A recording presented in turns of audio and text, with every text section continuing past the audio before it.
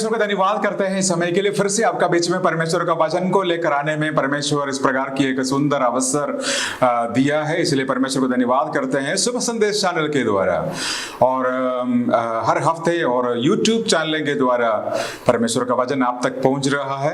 हम में से बहुत सारे लोग लेटर के द्वारा, व्हाट्सएप मैसेज के द्वारा, फोन के द्वारा हमसे कॉन्टैक्ट करते हैं, बताते हैं कि कितना आप लोगों ने आशीष पाया है इस प्रोग्राम के द्वारा। परमेश्वर आप सबको आशीष दें और हम आपके लिए प्रार्थना करते हैं। हमारे पास बहुत अच्छा एक प्रार्थना टीम है, बहनों में भाइयों में से बहुत सारे चुना हुआ लोग, प्रेयर के लिए चुना हुआ लोग हैं, वो लोग आपके लिए प्रार्थना कर रहे हैं। हम सारे आपके लिए प्रार्थना कर रहे हैं। प्रभु आपको बहुत बहुत आशीष दे। भाइयों बहनों, आज मैं ऐसा एक विषय को प्रचार करना चाहता हूं आपके बीच में, ताकि आप ये वचन सुनकर उत्साहित पाएं। आज मेरा विषय है धन्यवाद, स्तुति और आराधना। परमेश्वर को धन्यवाद कैसे करना है, स्तुति और आराधना हम कैसे करना है, आज हम इस बात को, इस विषय को देखने जा रहा है। हम सारे लोग परमेश्वर को धन्यवाद करते हैं, स्तुति आराधना करते हैं। थोड़ा गहराइयों में हम इस बात को देखेंगे। हम धन्यवाद क्यों देना है परमेश्वर को, हम स्तुति क्यों करना है परमेश्वर को, हम आराधना परमेश्वर को क्यों करना है। धन्यवाद देखकर हम परमेश्वर का भलाई को पहचानते हैं। धन्यवाद के द्वारा परमेश्वर ने जो कोई काम हमारा जीवन में किया है उस बात को हम अंगीकार करते हैं, हम मानते हैं। परमेश्वर इस भलाई, इस बड़ा कार्य आपने हमारे लिए किया, इसलिए हम आपको धन्यवाद करता हूं, धन्यवाद देता हूं। और स्तुति के द्वारा परमेश्वर का महानता को हम पहचानते हैं। वो महान परमेश्वर, अद्भुत करने वाला, सामर्थ्य परमेश्वर, बड़े बड़े कार्य करने वाला, वो सृष्टि करने वाला परमेश्वर है। उसको हम पहचानते हुए, उसको, उस बात को हम अंगीकार करते हुए उस परमेश्वर को हम स्तुति करते हैं, क्योंकि हम उसका महान, परमेश्वर का महानता को वर्णन करना चाहते हैं। और आराधना में हम परमेश्वर का पवित्रताई को पहचानते हैं। आराधना में हम परमेश्वर का पवित्रता, क्योंकि वो पवित्र परमेश्वर, उस पवित्रता को हम अंगीकार करते हैं, हम पहचानते हैं। तीन बातें हैं। क्या है तीन बात? धन्यवाद देकर हम परमेश्वर का भलाई को पहचानते हैं, स्तुति के द्वारा हम परमेश्वर का महानता को पहचानते हैं, और आराधना के द्वारा हम परमेश्वर का पवित्रताई को पहचानते हैं। भाइयों बहनों, हम एक एक कर देख लेंगे कि ये जो आराधना, धन्यवाद, स्तुति हम कैसे करना है, कितना हम परमेश्वर के लिए ये सब कुछ करना पड़ेगा। हम निकालेंगे कोलोसियां 3:15, वहां ऐसा लिखा हुआ है, और मसीह का शांति जिसके लिए तुम एक देह होकर बुलाया भी गया है, तुम्हारा हृदय में राज्य करे और तुम धन्यवादी बने रहे। तो यहां लिखा हुआ है, प्रेरित पौलुस कोलोसियों का कलीसिया को यह कहते हैं कि हर समय परमेश्वर से चुना हुआ लोग, परमेश्वर से बुलाया हुआ लोग परमेश्वर को धन्यवादी बने रहे। देखो ना, ये बहुत जरूरी है कि हम हर समय परमेश्वर को धन्यवाद देते रहे, क्योंकि उन्होंने जो कार्य हमारे लिए, जो भलाई का काम हमारे लिए किया है। क्या किया है उन्होंने? हमको सृष्टि किया है। सैकड़ों का बीच में से आपको और मुझको परमेश्वर ने चुन लिया और बुलाया। आपका गांव में, आपका परिवार में, आपका समाज में कितना सारे लोग हैं, लेकिन उस सैकड़ों का बीच में से एक परिवार को चुन लिया, वो आप है और मैं हूं। इसलिए हम परमेश्वर का धन्यवाद करते हैं, प्रभु तूने मुझको सृष्टि दिया और तूने मुझको चुन लिया है और अंधकार से मुझको बचाया है। हम कितना अंधकार में फंसा हुआ था, हमारा जीवन में कितना शांति था, हम शैतान का पीछे जाकर उनको खुश करने के लिए क्या क्या नहीं किया। प्रभु हम धन्यवाद करते हैं, तूने हमको बचाया, तूने हमको इस अंधकार से छुटकारा दिया और शांति का, आशीष का एक जीवन हमको दिया। इसलिए प्रभु यीशु हम धन्यवाद है। हम हर समय परमेश्वर को धन्यवाद, हमारा दिल धन्यवाद से भरना चाहिए। हम दूसरा किसी से बात करने के समय हम परमेश्वर को धन्यवाद देना चाहिए। परमेश्वर का धन्यवाद देकर परमेश्वर को, महानता को ऊंचे उठाना चाहिए। हम परमेश्वर को हर समय धन्यवादी बनकर रहना है। यही तो परमेश्वर का वचन के द्वारा प्रेरित पौलुस हम सबको और उत्साहित करते हैं। हम क्या करना है? धन्यवादी बनकर रहना। भाइयों बहनों, आज परमेश्वर आपको जो कुछ दिया है वो सारे बातों में धन्यवाद रहना।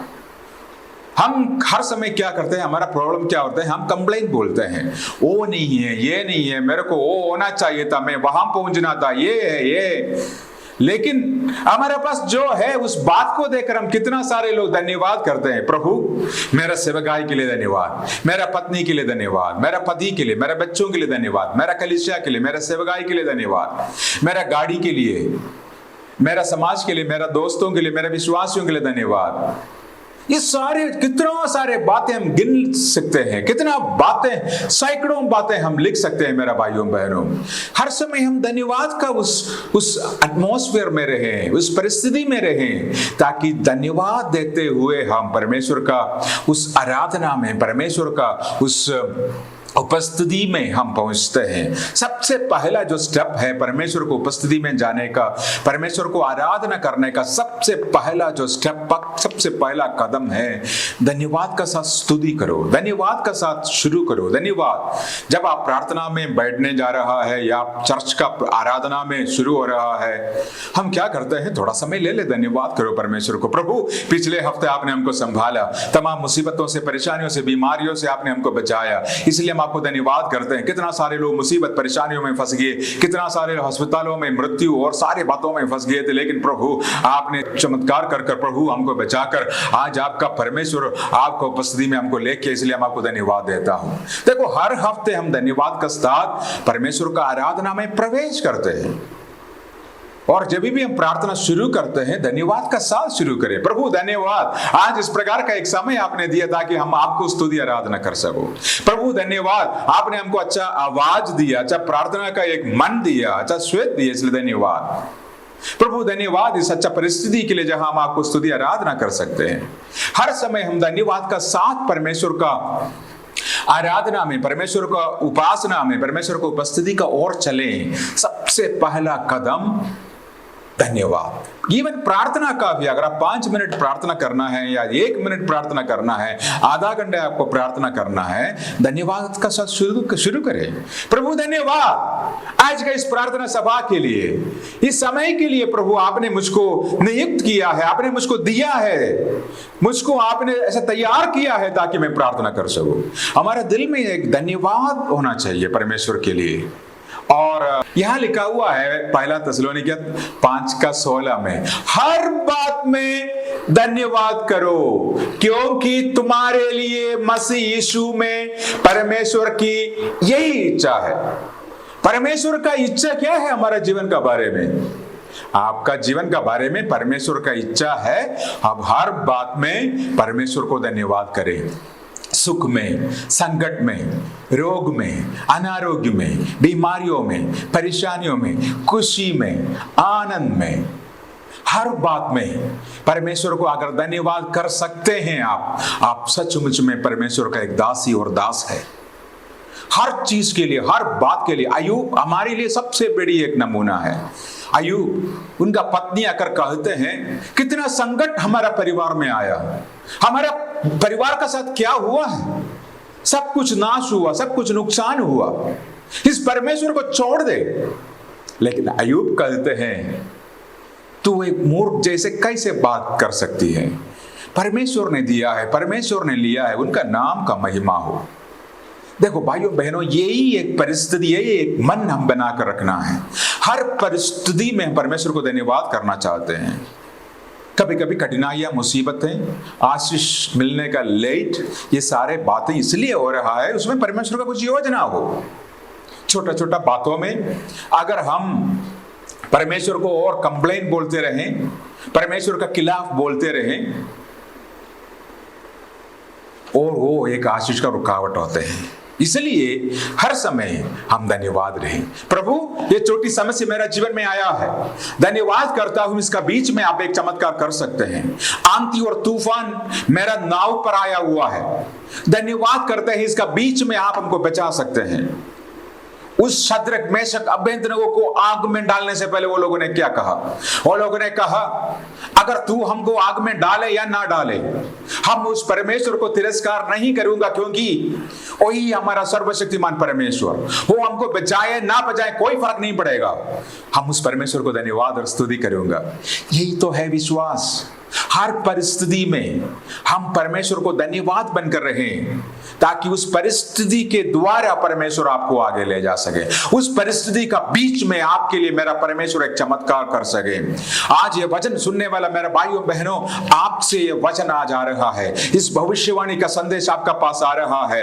आज तुम इस परिस्थिति से गुजर रहा है, आज निराशा मुसीबत तुम्हारा जीवन में है, जो तुम जो सोच रहा था वो हुआ नहीं, जो एग्जाम में तू फेल हो गया, कोई बात नहीं, उसका बीच में भी, उसका बाद में भी मैं तुम्हारे लिए एक चमत्कार कर सकता हूं। मैं तुमको आगे मदद करूंगा, मैं तुमको हालेलुया तैयार करूंगा। एक बड़ा चमत्कार इस आग और तूफान का बीच में तू देखने जा रहा है, लेकिन तुमको धन्यवाद करना पड़ेगा। क्या मेरा भाइयों बहनों, आज हमारा दिल में ऐसा एक धन्यवाद का दिल आप बना सकते हैं, धन्यवाद का एक मन आप बना सकते हैं। हे परमेश्वर धन्यवाद, ये आपका इच्छा है हर परिस्थिति में। परमेश्वर प्रभु यीशु मसीह हमारे लिए सबसे बड़ा एक उदाहरण है, और वो हर समय क्या करते थे, परमेश्वर को धन्यवाद का साथ हो रहते थे। भाइयों बहनों, इसलिए इसी दिनों में परमेश्वर का उपस्थिति में हर समय हम क्या करना चाहिए, हम धन्यवाद का साथ परमेश्वर को उपस्थिति में हालेलुया प्रभु को आराधना का साथ, प्रभु को स्तुति का साथ, प्रभु को महिमा का साथ हम आगे जाएं, ताकि हमारा जीवन के द्वारा परमेश्वर का महिमा हो। उसके बाद जब हम देखते हैं फिलिपियां 4:6 में वहां लिखा हुआ है, किसी भी बात की चिंता मत करो, परंतु हर एक बात में तुम्हारा निवेदन प्रार्थना और विनती के द्वारा धन्यवाद के साथ परमेश्वर का सम्मुख उपस्थित किया जाए। यहां लिखा हुआ है किसी भी बात की चिंता मत करो, परंतु हर एक बात को, उसका निवेदन प्रार्थना विनती को कैसे, धन्यवाद का साथ। हर एक प्रार्थना कैसे ले आना है, धन्यवाद का साथ परमेश्वर को उपस्थिति में ले आना है। आपके पास बहुत बड़ी एक जरूरत है, आपके पास बहुत बड़ी एक परेशानी है, समस्या है, वहां कैसे करना है। लेकिन जब आप प्रार्थना में आएंगे, ऐसा नहीं बोलना प्रभु मेरा बहुत बड़ा कर्जा है, इसमें से मुझको बचा ले, ऐसा नहीं करना। प्रभु धन्यवाद करते हैं, पिछले दिनों में आपने मुझको बचाया, मेरा परिवार को संभाला, मेरा हर जरूरतों को आपने पूरा किया। प्रभु धन्यवाद करते हैं, एक पिता का जैसे, एक माता का जैसे आप मुझको संभालते हैं। अब स्तुति और आराधना के साथ हम जाएंगे, फिर परमेश्वर का महानता को हम बताएंगे, आराधना करेंगे, फिर हम प्रार्थना में जाएंगे। प्रभु आप जानते हैं हमारा जो कर्ज का बारे में, इस बात को भी हम जानते हैं, आप एक चमत्कार कर सकते हैं मेरे लिए। प्रभु इस बात को आपका हाथ में सौंपते हैं, आप अपना मर्जी के अनुसार, इच्छा के अनुसार मेरा जीवन में कार्य कर। धन्यवाद प्रभु। देखो धन्यवाद के साथ इस बात को जब हम परमेश्वर को उपस्थिति में ले आते हैं, भाइयों बहनों, यही तो है प्रार्थना का तरीका। सीधा जाकर बस प्रभु मेरा सारे बातें होना चाहिए, आमीन, यही प्रार्थना नहीं होता। ऐसा प्रार्थना परमेश्वर सुनते भी नहीं। एक तरीका होता है प्रार्थना करने में, भाइयों बहनों, ये पहला कदम है परमेश्वर का पास पहुंचने का, ये पहला कदम है आपका आराधना शुरू करने का, ये पहला कदम है प्रार्थना में आगे आपका निवेदन परमेश्वर को उपस्थिति में रखने का, धन्यवाद का साथ शुरू करना। भजन संगीता 100 का 4 और 5 में क्या लिखा हुआ है, उसके फाटकों से धन्यवाद और उसके आंगनों में स्तुति करते हुए प्रवेश करो, उसका धन्यवाद करो, उसका नाम को धन्य कहो। 5वें आयत में लिखा है, क्योंकि यहोवा भला है, उसकी करुणा सदा के लिए है और उसकी सच्चाई पीढ़ी से पीढ़ी तक बनी रहती है। यह लिखा हुआ है उसके फाटकों में धन्यवाद। परमेश्वर का आराधना में, परमेश्वर का धन्यवाद में सबसे पहली बात धन्यवाद के साथ, उसके फाटकों में धन्यवाद और उसके आंगनों में अगला स्टेप स्तुति का साथ प्रवेश करो, उसका धन्य कहो और उसका नाम को धन्य कहो। इसलिए हमारा जीवन में सब बातों में परमेश्वर को धन्यवाद करते रहे। यूहन्ना 6 का 11 में ऐसा लिखा हुआ है, तब यीशु ने रोटियां ली और धन्यवाद कर कर बैठने वालों को बांट दी और वैसे ही मछलियों में से जितनी वो चाहते थे बांट दिया। देखो ना, प्रभु यीशु मसीह का जीवन हमारे लिए बहुत बड़ा एक नमूना है। वो हर समय धन्यवाद का साथ कुछ भी करते थे, धन्यवाद के साथ परमेश्वर को हल्ली से परमेश्वर का उपस्थिति में रहते थे। ये बहुत जरूरी है भाइयों बहनों, हम आज हमारे पास जो कुछ है उसके लिए धन्यवाद करना है। कभी हमने कंप्लेंट नहीं बोलना है। इस्राएलियों का बीच में बारे में हम जानते हैं, कितना भी उनका पास मिलते थे वो क्या करते थे, परमेश्वर को कंप्लेंट बोलते थे। और गिनती 21 अध्याय में हम देख सकते हैं, गिनती 21 अध्याय 4 से। वो परमेश्वर का विरुद्ध बात करने लगा और मूसा से कहा, तुम लोग हमको मिस्र से जंगल में मारने के लिए क्यों ले आए हो?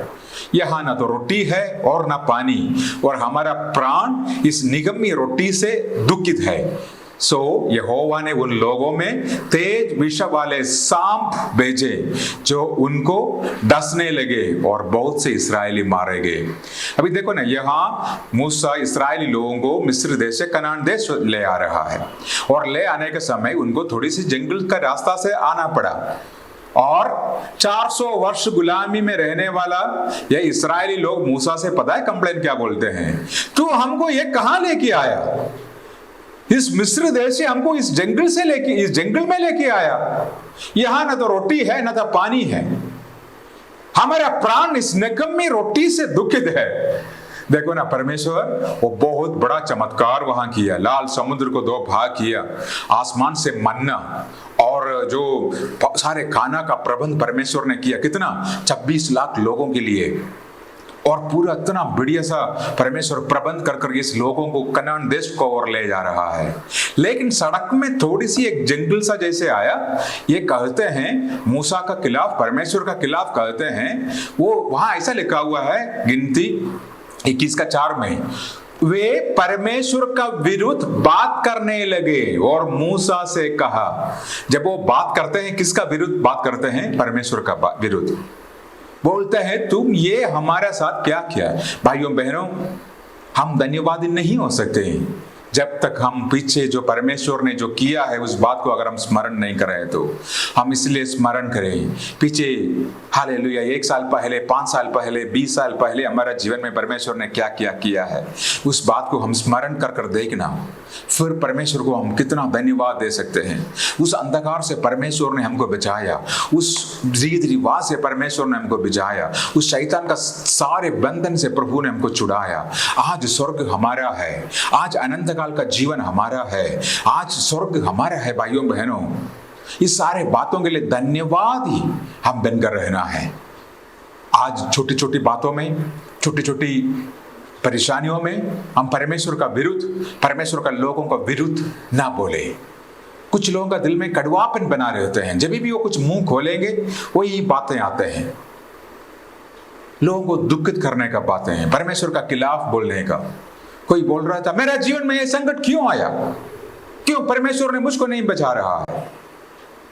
परमेश्वर का एक इच्छा है मेरा भाई, थोड़ा समय का इस संकट से आपको गुजरना है। ये अंधेरा से जब गुजर कर आप पार जाएंगे, नया सवेरा आपके लिए आ रहा है। इस अंधेरे का गुजरने का समय प्रभु आपका साथ है, प्रभु आपको छोड़ा नहीं, परमेश्वर आपको आपका हाथ में संभाला हुआ है। रोमिया 1 का 21 में हम देख लेंगे क्या लिखा हुआ है। रोमिया 1 का 21, वहां लिखा हुआ है, इस कारण की परमेश्वर का जानने पर भी उन्होंने परमेश्वर को योग्य बढ़ाए और धन्यवाद नहीं किया, परंतु व्यर्थ विचार करने लगा, यहां तक कि उनका निर्बुद्ध मन अंधेरा हो गया। यहां लिखा हुआ है इस कारण कि परमेश्वर को वो जान नहीं पाया। वहां लिखा हुआ है वो लोग जो परमेश्वर का सृष्टि को अंगीकार नहीं किया, वो लोग क्या किया है, वो उनको परमेश्वर को धन्यवाद नहीं किया, परंतु व्यर्थ विचार करने लगा, यहां तक कि उनका निर्बुद्धि मन अंधेरा हो गया है। बहुत सारे लोगों को हम देख सकते हैं परमेश्वर के खिलाफ बोलते हैं, परमेश्वर का धन्यवाद नहीं रहता है। मैं 2 स्टाफ मेरा पास था, मैं उनके बारे में बोलना चाहता हूँ। 2 स्टाफ एक समय में मेरा जो एक इंस्टीट्यूशन में ज्वाइन किया, एक स्टाफ ऐसा था कि जितना भी हमने उनको किया है वो बहुत धन्यवादी था, हर समय पूरा लॉयल था, बहुत अच्छी तरह पर उन्होंने काम किया। और दूसरा स्टाफ जो पहला स्टाफ से भी अधिक हमने उनको दिया, लेकिन वो क्या है, हर समय बोलते हैं कि वो नहीं है मेरे पास, मुझको वो नहीं दिया, मुझको ये नहीं दिया। मुझको वो नहीं मिला। लेकिन थोड़ा सोच लो ना, कितना आपको दिया है, कितना आपका साथ जो वायदा था कितना हमने पूरा किया है। पहला स्टाफ धन्यवादी, वो 15-18 साल हो गया, वो अभी भी मेरे साथ स्टाफ है। वो दूसरा बंदा वो लालची, जितना भी वो मिलते हैं और दे दो और दे दो और दे दो, वो कभी संतृप्त नहीं था अपना जीवन में। वो तो है नहीं है, वो तो अभी उनको मेरे बारे में मैं जानता हूं, अभी भी वही मन है उनका, वो बदला नहीं, क्योंकि वो धन्यवाद नहीं है। भाइयों बहनों, हम हर चीज के लिए परमेश्वर को धन्यवाद करें, हर चीज के लिए परमेश्वर को, लोगों को धन्यवाद करें। आपका पास्टर के लिए धन्यवाद करें, आपका सह विश्वासी के लिए धन्यवाद करें, आपके लिए प्रार्थना करने वाले भाइयों बहनों को धन्यवाद करें। एक बार आपको पास्टर को जाकर बोलना, पास्टर जी धन्यवाद, आप मेरे लिए प्रार्थना करते हैं, मेरे लिए उत्साह का वचन आप देते हैं, मेरा आत्मिक यात्रा में आप बहुत बड़ा एक पार्ट प्ले करते हैं, इसलिए धन्यवाद। आप जहां काम करते हैं, आपका बॉस, आपका जो साथ काम करने वाला लोग, आपका कोई हेल्प करने वाले लोग, उन सबको धन्यवाद कहें, क्योंकि परमेश्वर भी वही चाहते हैं और परमेश्वर हमारा द्वारा वो चाहते हैं कि हम धन्यवाद बनकर रहें। दूसरा है स्तुति, धन्यवाद, स्तुति और आराधना, इसी लाइन में हमने आगे जाना है। और स्तुति क्या है? और स्तुति, हम स्तुति में परमेश्वर का महानता को पहचानते हैं। परमेश्वर महान परमेश्वर, स्तुति करने के समय हमने ये बोलना है, हे परमेश्वर आप महान हैं, आप सृष्टि करने वाला है, आप आकाश और पृथ्वी का रचना की, आप लाल समुद्र को 2 भाग किया, यरीहो को 2 भाग किया, मिस्र में से इस्राएली लोगों को चुराकर आजाद कर आप कनान देश पहुंचाया।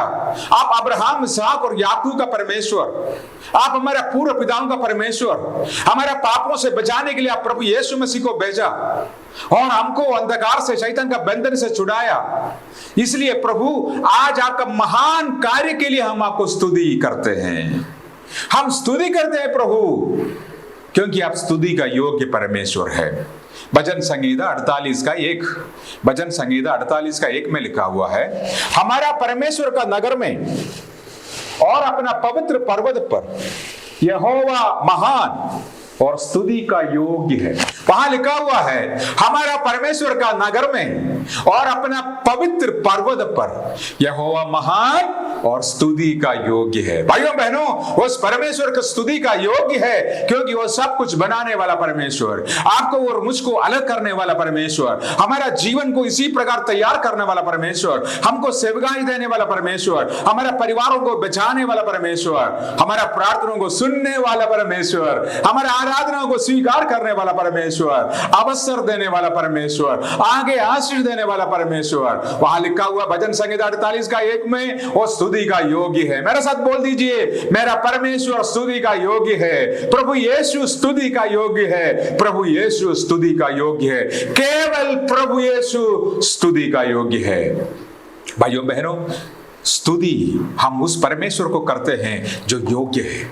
आज बहुत बड़ी जरूरत है कि ये दूसरा कदम, धन्यवाद का साथ अब पहला कदम में आया, अभी हम स्तुति करने लगा, ये दूसरा कदम है प्रभु का आंगनों में प्रवेश करने का, प्रार्थना को प्रभु का हाथ में समर्पण करने का, हमारा संडे का आराधना या हमारा आराधना सर्विस को आगे ले जाने का दूसरा कदम। आराधना का साथ हम स्तुति किए, शुरू किया है, अभी स्तुति के साथ हम दूसरा कदम आगे जा रहा है।